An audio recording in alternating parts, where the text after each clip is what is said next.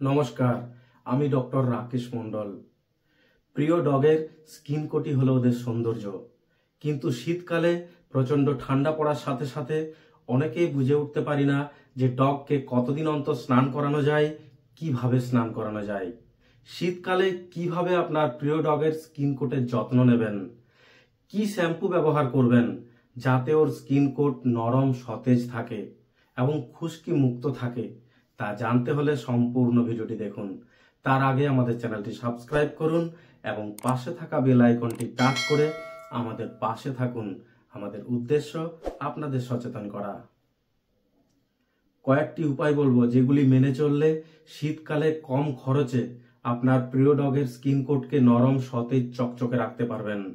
Skin কোটে খুশকিও হবে না এবং ওর লোম পড়াও নিয়ন্ত্রণে থাকবে। প্রথম উপায়, বাজার থেকে ভালো কোম্পানির ভার্জিন কোকোনাট অয়েল কিনতে হবে। Virgin coconut oil anti microbial হিসেবে কাজ করে এবং স্কিন কোটকে পুষ্টি প্রদান করে।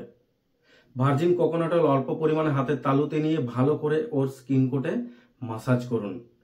টানা 10 মিনিট মাসাজ করবেন, তারপরে সঠিক ব্রাশ দিয়ে ভালো করে ব্রাশ করবেন এবং ভার্জিন কোকোনাট অয়েল মাখানোর পর ওই ডগকে 1 ঘন্টা ছেড়ে দিন। 1 ঘন্টা পর দ্বিতীয় উপায় আমি বলবো, ইন্টাস কোম্পানির প্রকট শ্যাম্পু দিয়ে ওকে স্নান করাতে হবে। প্রকট শ্যাম্পু শুধুমাত্র ক্লিনজার হিসেবে কাজ করে তা নয়, অর্থাৎ শ্যাম্পু হিসেবে কাজ করছে তা নয়, এটি কন্ডিশনার হিসেবেও কাজ করে। তাই এই শ্যাম্পু ব্যবহার করলে ডগের স্কিন কোট পরিষ্কার, সতেজ, নরম, চকচকে থাকে এবং ওর স্কিন কোটে যে খুশকি থাকে সেটাও কিন্তু দূর হয়ে যায়।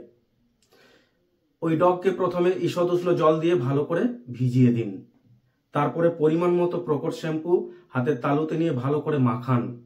ভালো করে মাখাতে হবে এবং 5 থেকে 10 মিনিট কিন্তু এই শ্যাম্পু মাখা অবস্থায় রাখতে হবে।